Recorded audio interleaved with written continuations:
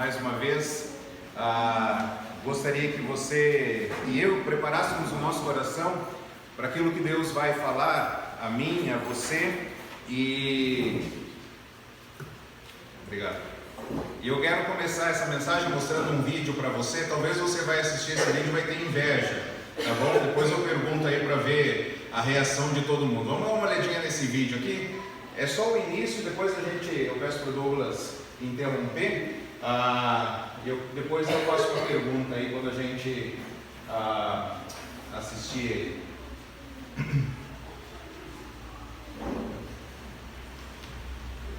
Alguém já viu esse videozinho dessa menina? Já?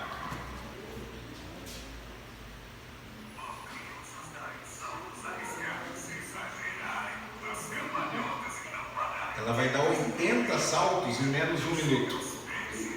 Tem ou não tem inveja dela? Não é verdade?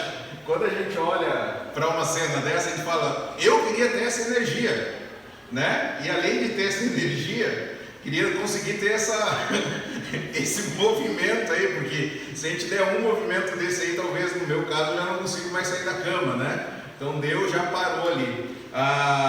Quem gostaria de ter a energia física dessa menina? Todos nós.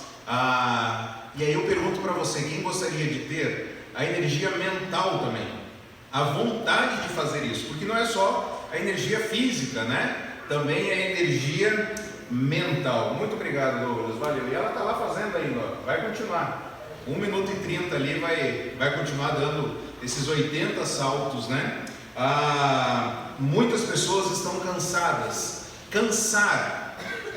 Cansar é necessariamente um problema? Nós somos seres humanos cansam. O Senhor é que não cansa. Cansar não é necessariamente um problema. O problema é quando a gente não consegue nos recuperar do cansaço, e esse cansaço se transforma então em um desânimo. E o desânimo já vem talvez ali com uma vontade de desistir. E aí eu gostaria que você abra a sua Bíblia no livro de Hebreus, capítulo 12. O livro de Hebreus, nós não conhecemos o autor. O que nós podemos entender aqui nessa carta é que esse autor tinha uma grande autoridade na igreja, né? Por algumas evidências, algumas instruções que ele dá para a igreja, ele desfrutava então dessa autoridade. Enquanto você está localizando Hebreus capítulo 12, eu gostaria de mostrar acerca do propósito do autor ao escrever essa carta. Quando o autor de Hebreus, nós não sabemos quem é, se foi Paulo, se foi Barnabé, se foi algum outro autor, quando ele escreve essa carta, o objetivo dele é encorajar os cristãos hebreus à perseverança fiel em meio à perseguição, demonstrando a superioridade de Cristo em sua pessoa e obra e expondo as sinistras consequências da incredulidade. Veja que nós temos algumas palavras fortes aqui. O propósito do autor é encorajar os cristãos em meio para que eles perseverassem de forma fiel em meio à perseguição que eles estavam sofrendo. E se eles perseverassem, eles iam mostrar que Cristo é superior. O autor do livro de Hebreus, ele deixa muito claro, é um livro que faz muitas citações do Antigo Testamento, mostrando que o sacrifício de Cristo, a pessoa de Cristo é superior. E se esses irmãos fizessem isso, eles não lutariam contra as consequências da incredulidade. Quando a gente pensa em incredulidade, a gente fala, não, eu sou crente, eu creio. Mas será que nós cremos mesmo? Será que no dia a dia a gente crê? A gente crê que Deus é soberano? A gente crê que Deus é amoroso? A gente crê que Deus é bondoso? Então, ou seja, a incredulidade está mais perto de nós do que nós imaginamos. Talvez a gente faça uma semana de incrédulos. E aí então nós queremos olhar para Hebreus capítulo 12 e ver junto com esses crentes judeus que receberam a carta que eles estavam ficando cansados. Eles estavam querendo desistir por causa dos problemas. Mas o autor vai estimular eles a avançarem na vida cristã. Hebreus, então, capítulo 12, versículo 1, ele começa dizendo, vou ler só a primeira parte do versículo 1: portanto, uma vez que estamos rodeados de tão grande multidão de testemunhas. E eu quero que você guarde uma palavra nesse trecho aqui. Essa palavra é contemplar. Ele começa no capítulo 12 de forma prática agora, mostrando que eles devem perseverar. E ele fala, visto que nós estamos rodeados por uma grande nuvem de testemunhas. Uma vez eu ouvi alguém falando que essas testemunhas aqui eram demônios. O contexto não apresenta isso. Uma vez que estamos rodeados por tão grande nuvem de testemunhas. Que testemunhas são essas? Capítulo 11.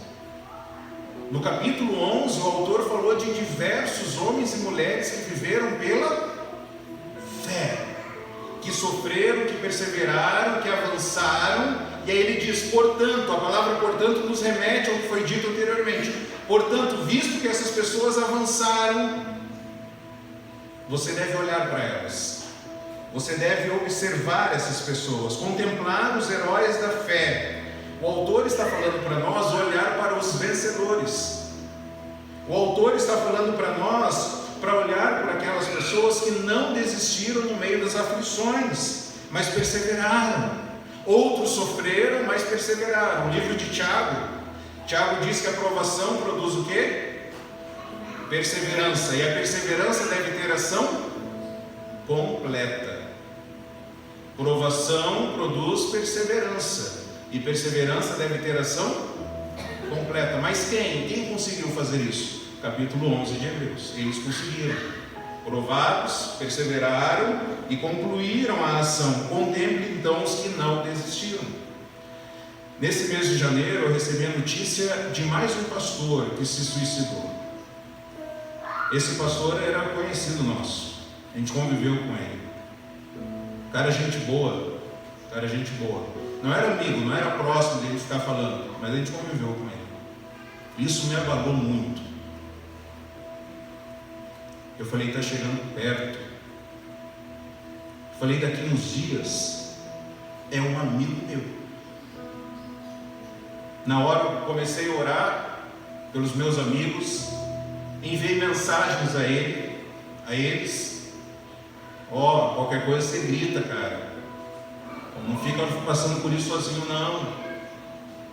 E aí, esse texto de Hebreus chegou nesse momento.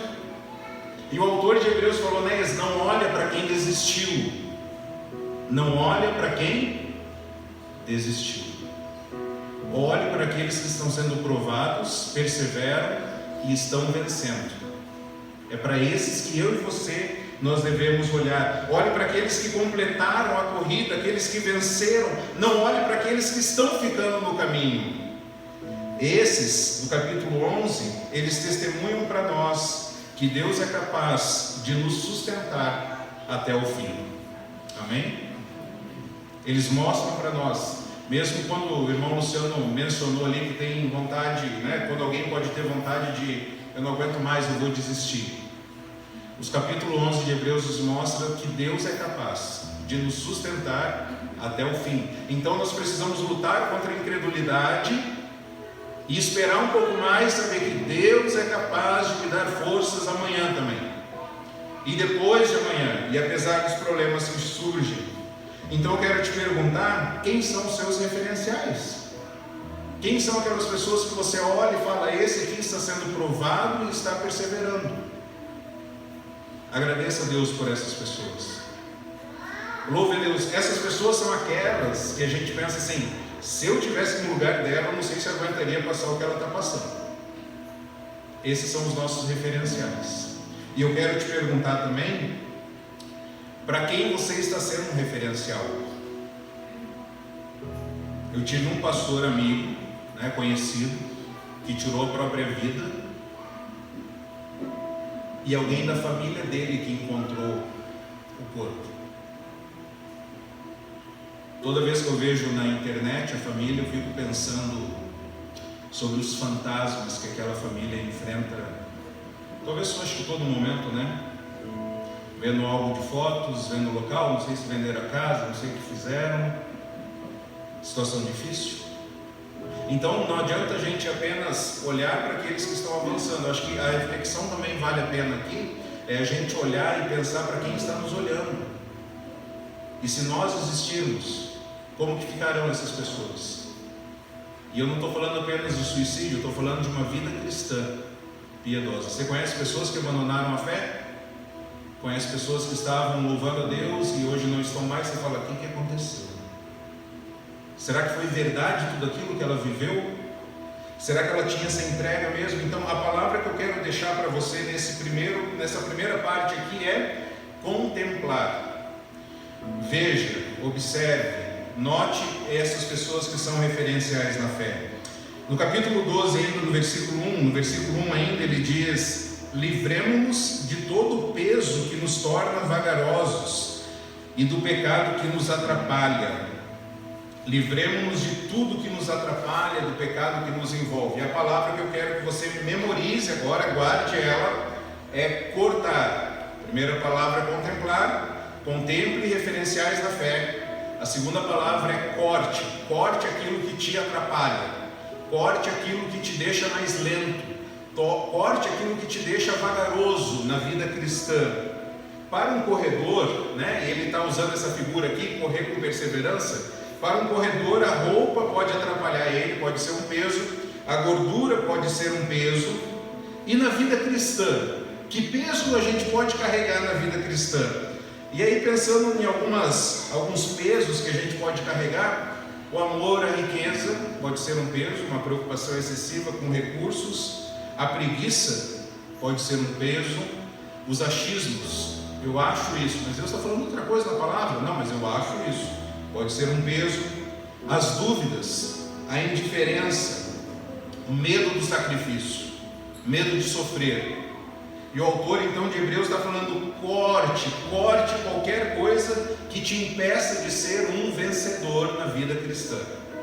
Corte essas coisas. Rejeite qualquer atitude ou prática que te impeça na caminhada com Cristo. Não corte apenas o peso, mas também corte o pecado.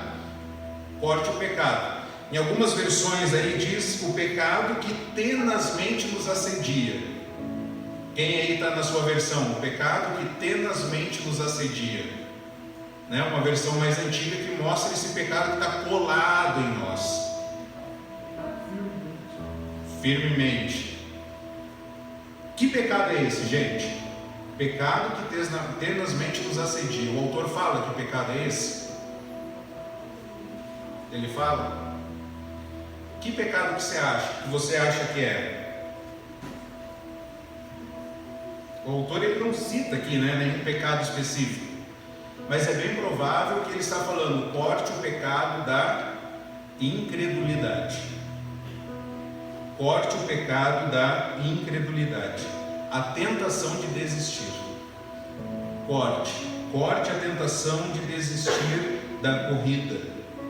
E aí nós precisamos orar. Eu volto e meio faço essa oração: Senhor, eu creio, ajuda-me na minha incredulidade. Vamos orar juntos? Senhor, eu creio, ajuda-me na minha incredulidade.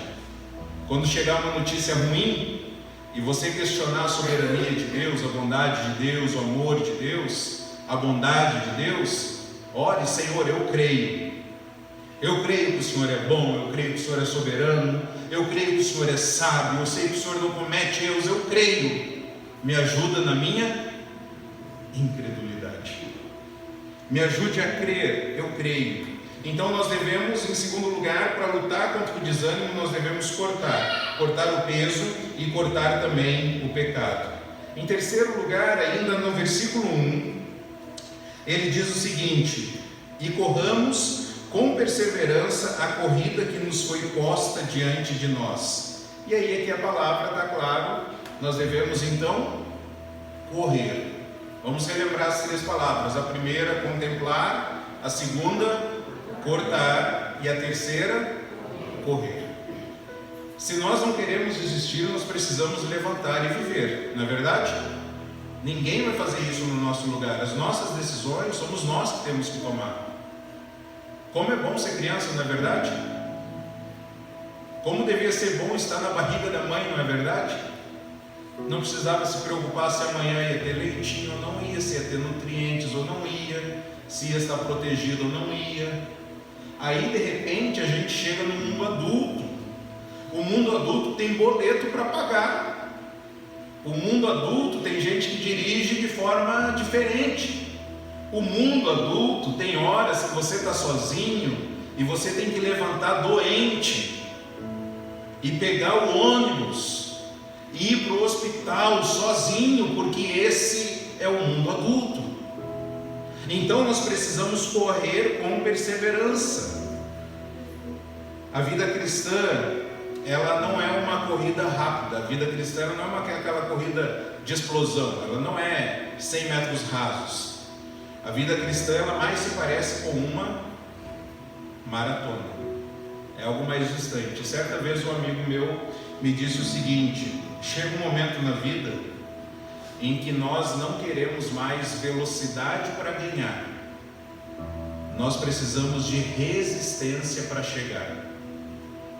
Tem momentos na vida que nós não queremos mais velocidade para ganhar, pois nós precisamos de resistência para chegar. Aqueles que já estão uns 30, 40, 50, 60 anos, lembram dos 20 anos, não lembram? Que pique, não é verdade? Que vigor! A gente ficava acordado a noite inteira, no outro dia a gente estava meio zumbi assim, mas a gente tocava e ia embora. Vamos tentar fazer isso hoje? Capaz de a gente bater o carro, capaz de fazer um acidente, o vigor já foi embora. E a gente está na corrida e a galerinha de 20 anos, de 15 anos estão passando. A gente, cara, antes eu corri igual a ele, o que está acontecendo? Nós estamos numa maratona, então nós precisamos de resistência. Esqueça a velocidade, se preocupe agora com a resistência. Não somos mais quem nós éramos quando tinha 25 anos. Vou imaginar que a nossa vida é como um carro, tem o seu combustível lá, o tanque de combustível. Antigamente, a gente tinha um carro 1.0, a gente abastecia e o carro rodava. Agora a gente está com um carro com motor muito mais forte, resistente, só que também é 5 km ele já foi 1 litro, mais 1 quilômetro já foi outro litro.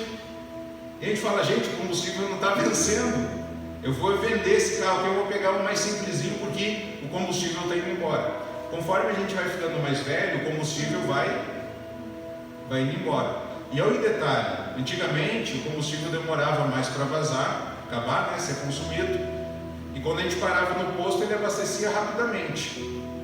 Agora, a gente já está mais vivido, o combustível vai rápido, e quando a gente vai abastecer parece que é gota a gota, não é verdade?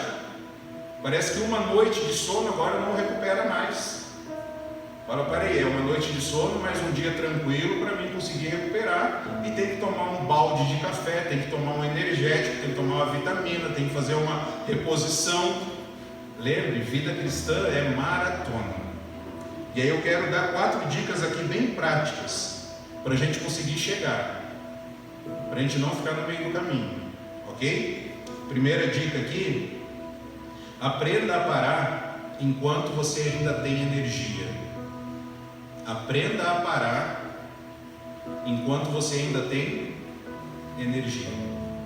Quando você vê alguém com um carro na rua sem combustível, é porque ele parou só quando acabou o combustível. A gente tem que aprender a parar enquanto está com a metade do tanque, ok? Você sabia disso no carro, né?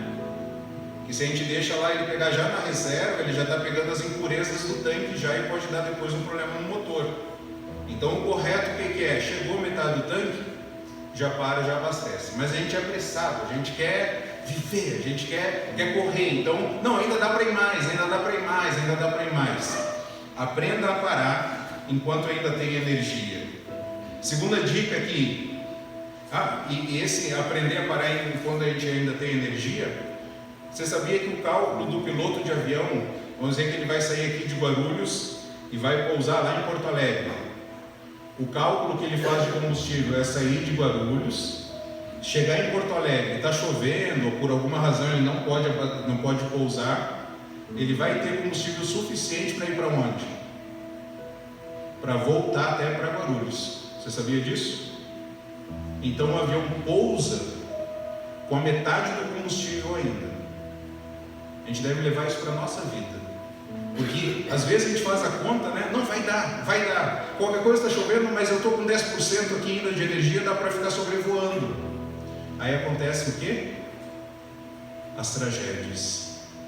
Que os imprevistos eles vêm. Então aprenda a parar enquanto ainda tem energia. Segundo, isso aqui é muito importante, identifique o que tira a sua energia. Tem coisas na nossa vida que sugam a energia. Sugam. A internet suga a nossa energia? Sim ou não? O noticiário suga a nossa energia ou não? Demais. Então, se necessário for, pare de ver notícia. Você não vai ver a ET. Você não vai, porque a notícia vai chegar até você. Você só vai viver melhor. Então, identifique o que tira a sua energia. Por outro lado, terceiro, identifique o que te dá energia. Um tempo com a família, talvez um filme, talvez um passeio, uma caminhada, um passeio na mata, fazer um trabalho manual e você vê o fruto do seu trabalho, né? Veja aquilo que te dá energia. E em quarto lugar, faça reposições diárias. Não espere um período. No sábado eu reponho as energias. Pense no seu dia para você ir fazendo reposições diárias. Veja quanto tempo você precisa dormir, 6 horas, 7 horas, 8 horas. Você sabia que os grandes profissionais do esporte, a maioria deles tem uma longa jornada de sono? Você sabia disso? Rafael Nadal, se eu não me engano, são 12 horas por noite que ele dorme. Jogadores de alto desempenho, eles dormem muito para repor as energias. Então faça reposições diárias. Primeiro C é contemplar, o segundo é cortar, o terceiro é correr, o quarto é concentrar. Versículo 2: mantenhamos o olhar firme em Jesus, o líder e aperfeiçoador da nossa fé. Por causa da alegria que o esperava, ele suportou a cruz sem se importar com a vergonha. Aquele que está sentado no lugar de honra à direita do trono de Deus. O que o autor está falando? Que além de contemplar, de cortar, além de correr, é preciso que nós também possamos nos concentrar, manter os olhos fixos em quem? Em Jesus. Correr com perseverança essa corrida, agora não olhando mais para os exemplos que são pessoas que falham, que são pecadores, mas os nossos olhos eles devem estar fixos em Jesus. Ele é o nosso padrão. E aí não importa o que a maioria está fazendo, não importa se você tem vários amigos que estão abandonando a fé, não importa se o índice de divórcio está aumentando significativamente, não importa o que está acontecendo nas outras vidas, nas outras famílias, importa a sua corrida. Importa que você vai prestar contas ao Senhor, correr com perseverança, olhando para o Senhor. Eu não vou desistir. Não, mas está todo mundo falando palavrão, mas está todo mundo fazendo sexo antes do casamento, mas está todo mundo traindo, mas está todo mundo sonegando, está todo mundo enganando, está todo mundo mentindo. A gente lembra da nossa mãe. Mas você não é todo mundo. Você é filho de Deus, criado e projetado para a glória de Deus. E você vai correr com perseverança, olhando para quem? Para Jesus. Concentre-se em Jesus. Jesus é o autor e consumador da fé. Olha que interessante, não sei se você já tinha parado para pensar. Autor e consumador. Jesus é o ponto de partida e o ponto de chegada. Então eu, que sou filho de pastor, criado na igreja, eu preciso de Jesus tanto quanto alguém que não tem Jesus ainda. Jesus não é só para o não crente. Jesus é para aquele que ainda está correndo. Jesus é para aquele que está com seus 70, 80 anos já na vida cristã. Jesus é para ele também, como para aquele que está na arquibancada e nem começou a corrida. Jesus é o autor e consumador da nossa fé, porque Jesus já ganhou a corrida, Jesus já venceu a corrida, então nós devemos olhar para Jesus. E olha que interessante nesse versículo. O que fez Jesus suportar a cruz? Olha o versículo 2 aí. O que fez Jesus suportar a cruz?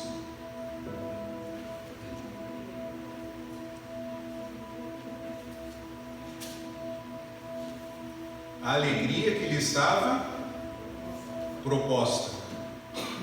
Veja que a perspectiva de uma alegria futura, veja, uma alegria futura nos faz suportar os sofrimentos atuais. A esperança na glória nos faz perseverar diante dos problemas terrenos.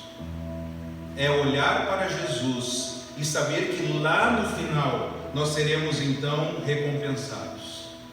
O sofrimento ele nos humilha, o sofrimento acaba com a gente, mas nós devemos olhar para Jesus, porque Ele é o autor e consumador, é aquele que correu e venceu. Ele é o ponto de partida e o ponto de chegada. Eu preciso de Cristo, e aí eu sei que lá no final a alegria vai recompensar toda dor, toda lágrima, todo sofrimento. Lá vai recompensar. O foco, então, enquanto eu estiver correndo, agora como cristãos, o foco enquanto eu estiver correndo não pode ser a tradição. O foco enquanto eu estiver correndo não pode ser, como o Luciano mencionou, um nome que foi dado a nós, um nome humano. Então o foco não é batista, presbiteriano, congregacional, quadrangular, assembleia. O foco é quem? É Jesus. O foco é Jesus. Não é a nossa forma de ser crente. Não é se alguém está com boné da igreja ou não está de boné, se está de bermuda, se está de chinelo. Esse não pode ser o nosso foco. Nosso foco é Jesus, não é a tradição, é Cristo.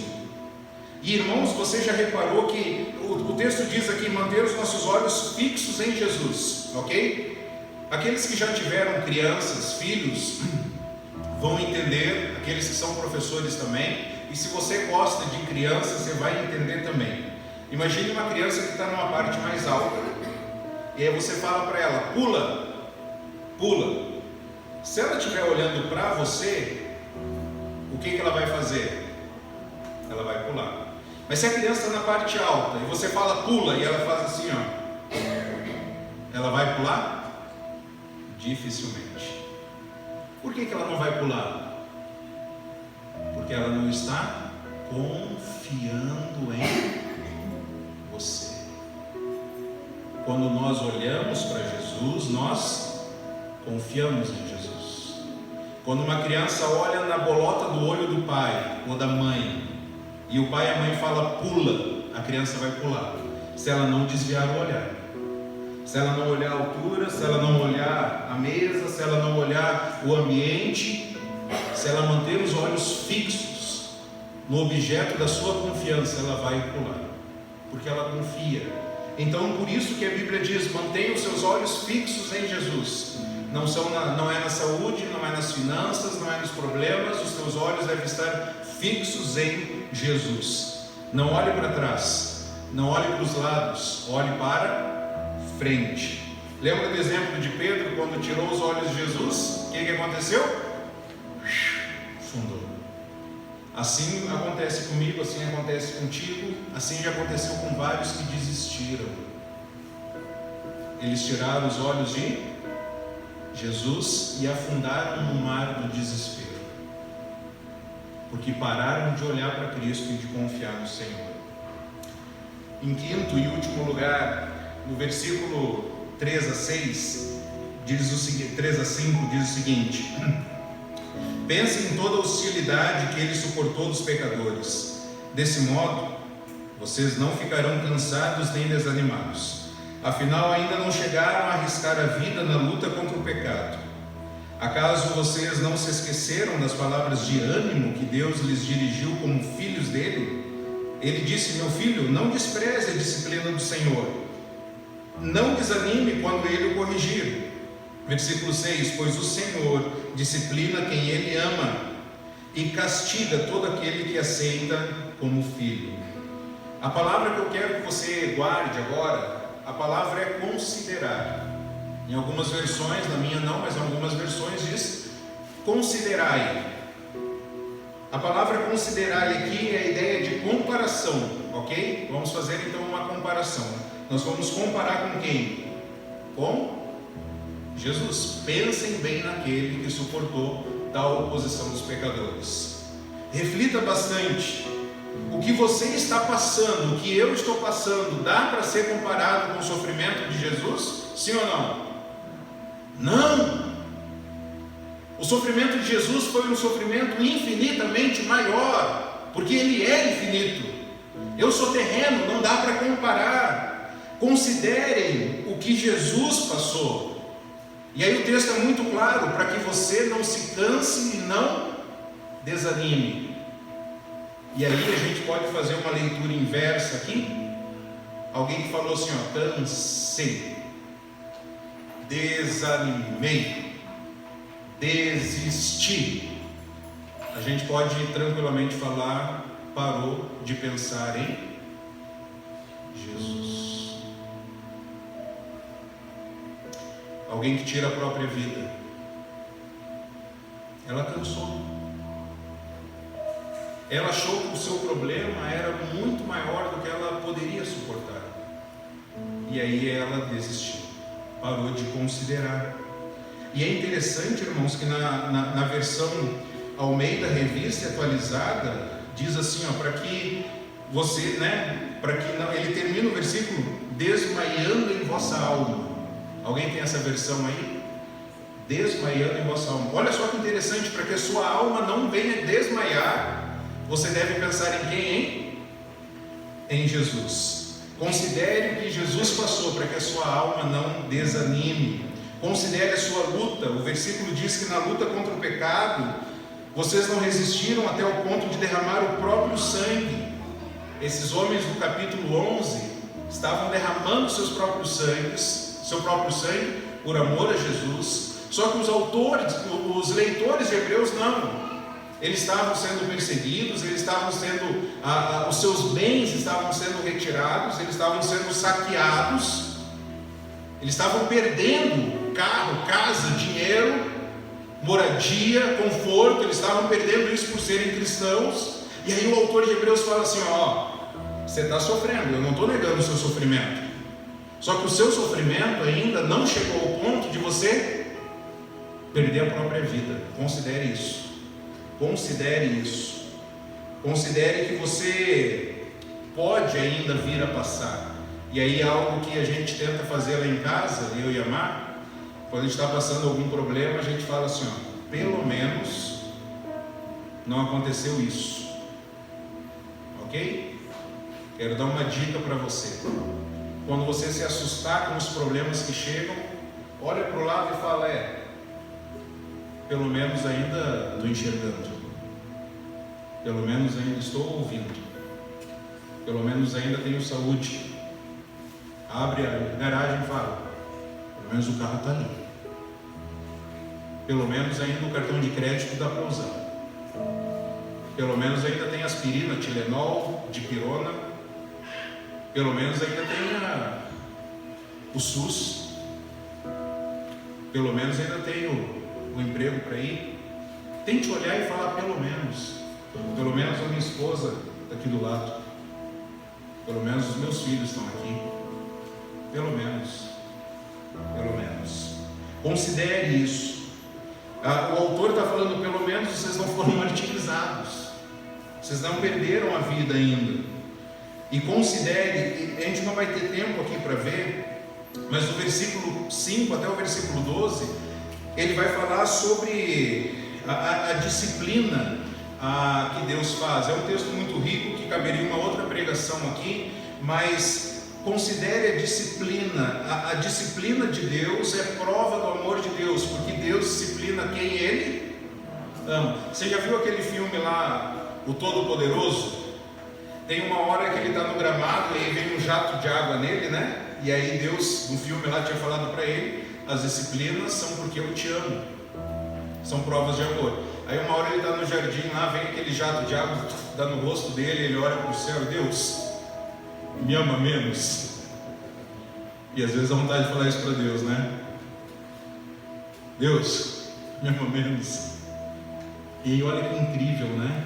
As disciplinas, as adversidades são provas do amor de Deus. Se você está passando por dificuldade, por disciplina, lembre-se que isso é prova do amor de Deus, é constatação. Você não pode duvidar do amor de Deus. Quem deve duvidar do amor de Deus é aquele que está vivendo impiamente, aquele que está vivendo em desobediência e nada de ruim acontece na vida dele.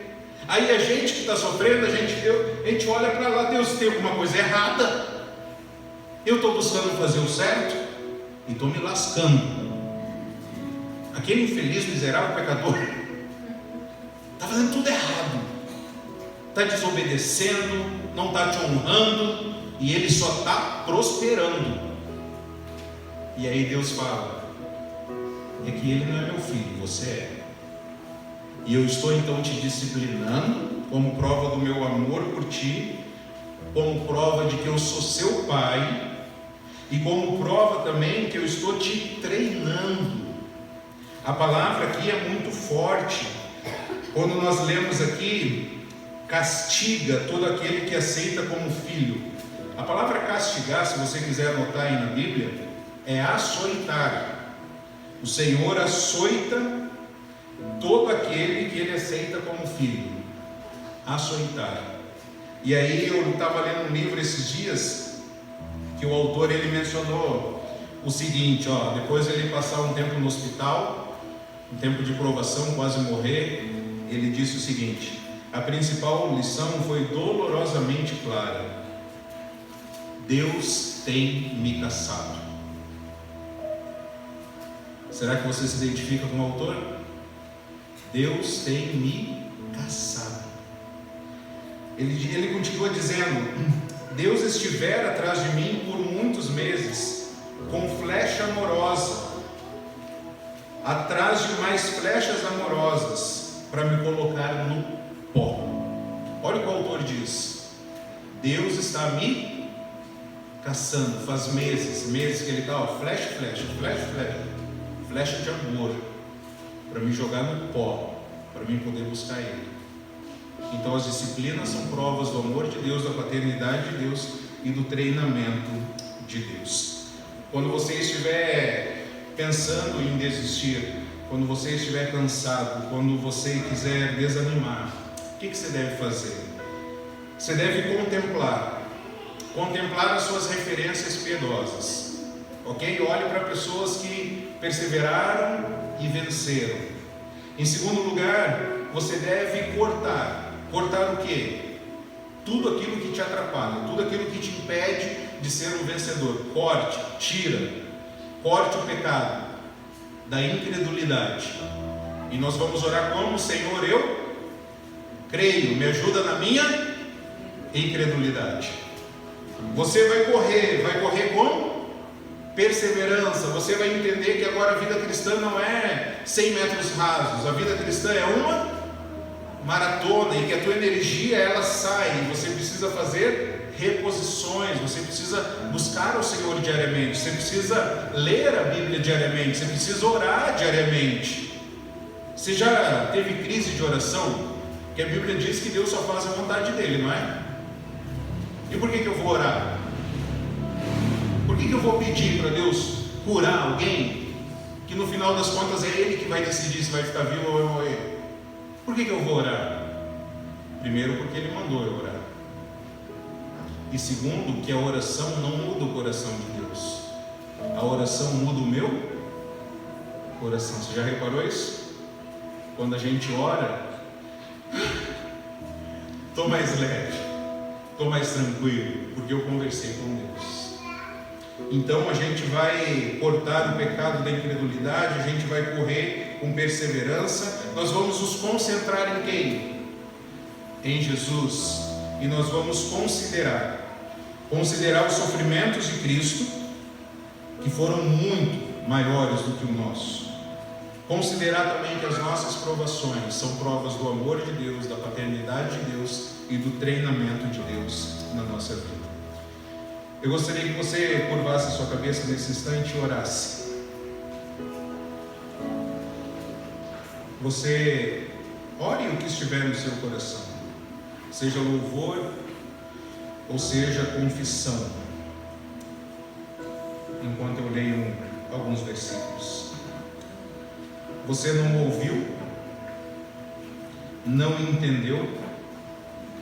O Senhor é o Deus eterno, o Criador de toda a terra. Ele nunca perde as forças nem se cansa, e ninguém pode medir a profundidade de sua sabedoria. Dá forças ao cansado e vigor aos fracos. Até os jovens perdem as forças e se cansam, e os rapazes tropeçam de tão exaustos. Mas os que confiam no Senhor renovam suas forças, voam alto como águias, correm e não se cansam, caminham e não desfalecem. Ó Senhor, muito obrigado pela sua palavra. Muito obrigado porque ela é poderosa. Muito obrigado porque ela é viva. Muito obrigado porque ela nos confronta. Ela nos joga no pó e mostra os nossos erros, mas também nos trata e nos levanta. Ajuda-nos, ó Pai, a correr com perseverança essa corrida que nos está proposta. Olhar para os nossos referenciais na fé, cortar todo o peso, cortar toda a incredulidade da nossa vida.